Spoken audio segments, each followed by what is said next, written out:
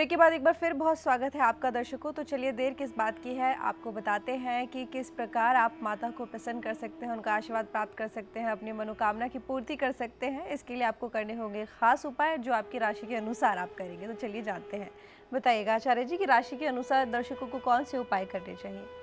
हाँ, पूजन में राशि के अनुसार भी पूजन का विधान बताया गया है। तो जैसा कि मैंने बताया कि पूर्ववत कन्याओं को बुलाकर उनकी आरती उतारनी चाहिए, उन्हें भोजन आदि करवाने चाहिए और भोजन आदि करवाने के बाद में दक्षिणा स्वरूप में उन्हें जो भी संभव हो पत्रम पुष्पम फलम जलम द्रव्य आदि देकर, वस्त्र आदि देकर, फल आदि देकर उन्हें जो है उनसे आशीर्वाद ग्रहण करें। और इस प्रकार से कन्या पूजन का विधान भी बताया गया है। अब राशि के अनुसार लेता हूँ, खासकर मेष एवं वृश्चिक राशि स्वामी ग्रह मंगल को माने जाते हैं। ऐसे व्यक्ति को आज के दिन माता को जल में कुमकुम अथवा रक्त चंदन का चूर्ण डालकर उन्हें स्नान करवाना चाहिए। स्नान करवाने के बाद माता को पुनः शुद्ध जल से स्नान करवाए और रक्त चंदन अथवा जो है रोली आदि का लेप करे, सिंदूर आदि माँ को लगाए और लाल अक्षत चावल को लाल कलर आदि से करके अक्षत के रूप में अर्पित करे, चावल को चढ़ाए और विभिन्न प्रकार का रक्त पुष्प जिसमें खासकर उड़हल का पुष्प माता को बहुत ही प्रिय माना जाता है। लाल पुष्प की 108 माला बनाकर माता को अर्पित करे और भी जो लाल रंग का पुष्प गुलाब आदि कमल आदि का पुष्प है उसे लेकर माँ को अर्पित करे, माँ को चढ़ाए। इसके बाद धूप और दीप का विधान है। माता को धूप और दीप दिखाए और विभिन्न प्रकार का नैवेद्य आदि का वर्णन किया गया है। नैवेद्य में मेवे, हलवा, पंचामृत, पंचमेवा आदि लेकर माँ को अर्पित करे और उसके बाद जल चढ़ाए। आचमनि जलम समर्पयाम श्री माता दुर्गा देवी भ्यो नमो नमः, इस प्रकार से मंत्र को पढ़ते हुए माँ से सुख समृद्धि की कामना के लिए प्रार्थना करें और लौंग, इलायची, सुपारी, पान के पत्ते और नारियल ये 8 की संख्या में लेकर आज के दिन अर्पित करें और पुनः जल से आचमन करवाए। तो इस प्रकार से आचमन कराने का भी विधान बताया गया है। अब वृष एवं तुला राशि को लेता हूँ। नाम के आधार पर अथवा कुंडली के आधार पर जैसे भी चाहे आपकी वृष या तुला राशि बनती हो, स्वामी ग्रह शुक्र होते हैं। आज के दिन माता को पंचामृत से सर्वप्रथम स्नान करवाएं, दूध, दही, घृत, मधु, शक्कर आदि से स्नान करवाएं और शुद्ध जल से स्नान करवाने के बाद सफ़ेद वस्त्र अर्पित करें, 2 वस्त्र अर्पित करें। सफ़ेद चंदन का चूर्ण माता को अर्पित करें, मल्यागिरी चंदन का चूर्ण माता को चढ़ाएं, अक्षतान चावल माता को चढ़ाएं और सफ़ेद पुष्प अथवा पुष्प की माला लेकर माता को अर्पित करें और धूप दीप माता को दिखाएं और नैवेद्य के रूप में खीर का भोग लगाएं।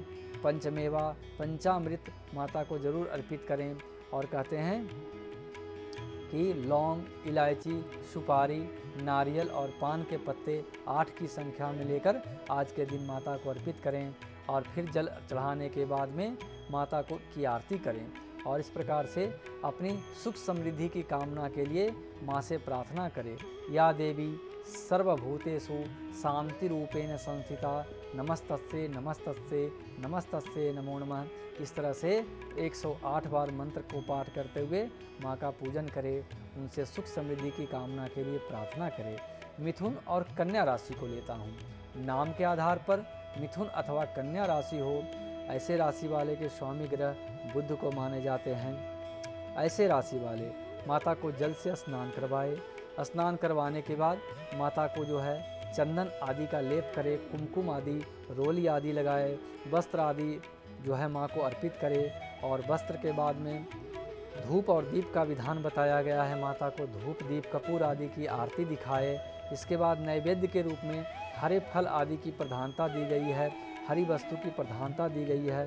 तो जहाँ तक जो उपलब्ध हो ऋतु फल के अनुसार माता को अर्पित करे। नैवेद्य के रूप में सूखे मेवे, पंचामृत, खीर, पकवान आदि बनाकर माँ को अर्पित करे और उसके बाद में लौंग, इलायची, सुपारी, नारियल और पान के पत्ते इसकी प्रधानता मानी गई है।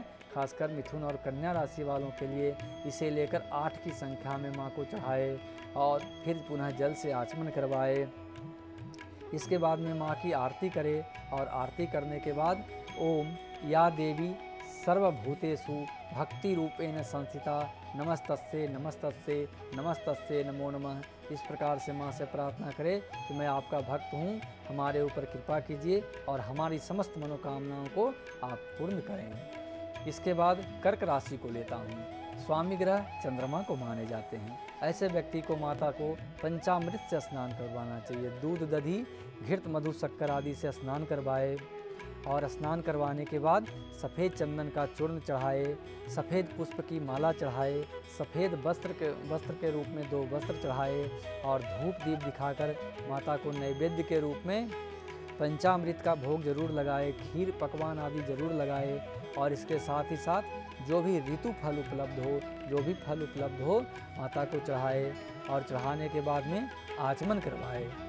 आचमन कराने के बाद में लौंग, इलायची, सुपारी, नारियल और पान के पत्ते 11 की संख्या में लेकर माता को अर्पित करें और अर्पित करने के बाद माता की आरती करें और आरती करने के बाद में या देवी सर्वभूतेषु शक्ति रूपेण संस्थिता नमस्तस्ये नमस्तस्ये नमस्तस्ये नमो नमः इस मंत्र का 108 बार पाठ करें। अब सिंह राशि को लेता हूँ। स्वामी ग्रह सूर्य को माने जाते हैं। नाम अथवा कुंडली के आधार पर यदि सिंह राशि बनती हो तो आप जल लेकर उसमें रक्त चंदन डालकर माता को स्नान करवाएं। स्नान करवाने के बाद फिर पुनः शुद्ध जल से स्नान करवाने के बाद लाल रंग का वस्त्र माता को अर्पित करें। 2 वस्त्र अर्पित करें, लाल रंग का चंदन चढ़ाएं, कलर किया हुआ अक्षत चावल चढ़ाएं माता को लाल रंग का। और पुष्प, कहते हैं कि लाल रंग का पुष्प का विशेष महत्व बताया गया है, खासकर सिंह राशि वालों के लिए।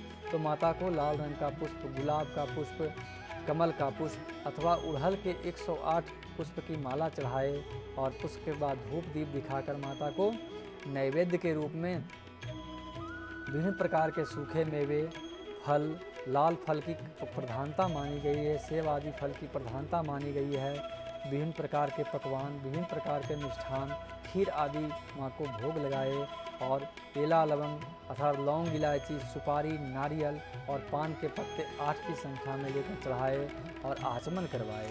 आचमन करवाने के बाद माता की आरती उतारे और आरती उतारने के बाद में सर्व तरह की कल्याण के लिए माँ से प्रार्थना करें। सर्वमंगल मांगल्ये शिवे सर्वार्थ साधके शरण्ये त्र्यंबके गौरी नारायणी नमस्तुते। इस प्रकार से माँ से प्रार्थना करें। अब मकर और कुंभ राशि को लेता हूँ। स्वामी ग्रह शनि को माने जाते हैं। ऐसे लोगों को आज के दिन गंगा जल, जमुना जल आदि नदियों का जो जल हो उनसे माँ को स्नान करवाए। उसके बाद सुंदर कुमकुम, चंदन आदि का लेप करे। वस्त्र के रूप में नीले वस्त्र माता को चढ़ाए, अक्षत चावल चढ़ाए, माता को पुष्प चढ़ाए, नीले रंग का पुष्प, स्याह कांता आदि का पुष्प चढ़ाए और धूप दीप दिखाए। धूप दीप के बाद में विभिन्न प्रकार का नैवेद्य, पकवान, मिष्ठान, खीर आदि लेकर माँ को अर्पित करे और कहते हैं विभिन्न प्रकार का फल और जो भी ऋतु फल उपलब्ध हो उसे लेकर माँ को चढ़ाए और खासकर लौंग, इलायची, सुपारी, नारियल और पान के पत्ते 11 की संख्या में लेकर माता को अर्पित करे और अर्पित करने के बाद में आचमन कराए। आचमन कराने के बाद में उनकी आरती करे और आरती करने के बाद में माता से सुख समृद्धि की कामना के लिए प्रार्थना करे। सर्वा बाधा विनिर्मुक्तो धन धान्य सुतान्वितः मनुष्यो मत प्रसादेन भविष्यति न संशय। इस प्रकार से 108 बार इस मंत्रों का पाठ करें। अब मीन राशि को लेता हूँ और धनु राशि को लेता हूँ। स्वामी ग्रह गुरु को माने जाते हैं, बृहस्पति को माने जाते हैं। इसके लिए व्यक्ति हल्दी आदि, रोली आदि लेकर माता को जल में डालकर स्नान करवाए। स्नान करवाने के बाद हल्दी आदि का लेप करे। सफ़ेद चंदन चूर्ण, मल्यागिरी चंदन आदि, हरिद्रा चूर्ण मिलाकर माता को चंदन लगाए।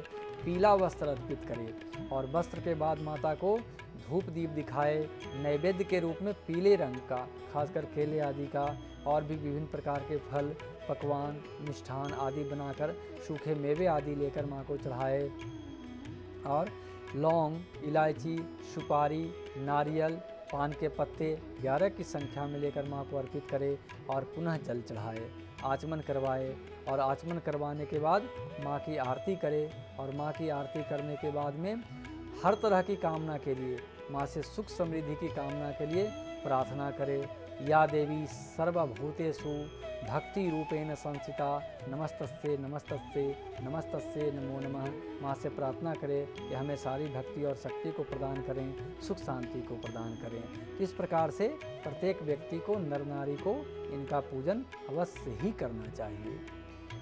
तो किस तरीके से आपको पूजा पाठ करनी है, आपकी राशि के अनुसार कौन से उपाय आपको करने हैं, ये आपको पता लग गया ही है दर्शकों। तो इसी तरह से आप माता को प्रसन्न कर सकते हैं, अपनी पूजा पाठ पूर्ण कर सकते हैं। दर्शकों, हम सभी चाहते हैं कि जब हम पूजा पाठ करें तो हमें उसका फल भी प्राप्त हो। मन में कोई ना कोई इच्छा, कोई ना कोई मनोकामना ज़रूर होती है हमारे, जिसको लेकर हम भगवान के पास जाते हैं, इस आशा से, इस भक्ति भाव से कि शायद वो हमारी मन के दुख को समझकर हमारी जो इच्छा है उसको पूर्ण करेंगे। लेकिन कोशिश ये करनी चाहिए कि पूजा पाठ जो हम करते हैं वो पूरी तरह से ठीक तरह से हो, उसमें कोई त्रुटि ना हो। अगर ऐसा हो जाए कि कोई त्रुटि रह भी जाए तो उसके लिए आप यहाँ पर क्षमा याचना भी कर सकते हैं। लेकिन आपकी पूजा पाठ सफल हो, इसके लिए ही हमने आपको खास उपाय बताए हैं, तो इन्हें आप ज़रूर कीजिएगा। आचार्य जी, बहुत बहुत शुक्रिया कि आपने ये सारे उपाय हमारे दर्शकों को बताए, उसके लिए धन्यवाद। धन्यवाद। तो दर्शकों, फिलहाल आज के इस कार्यक्रम में बस इतना ही। हमें दीजिए इजाज़त।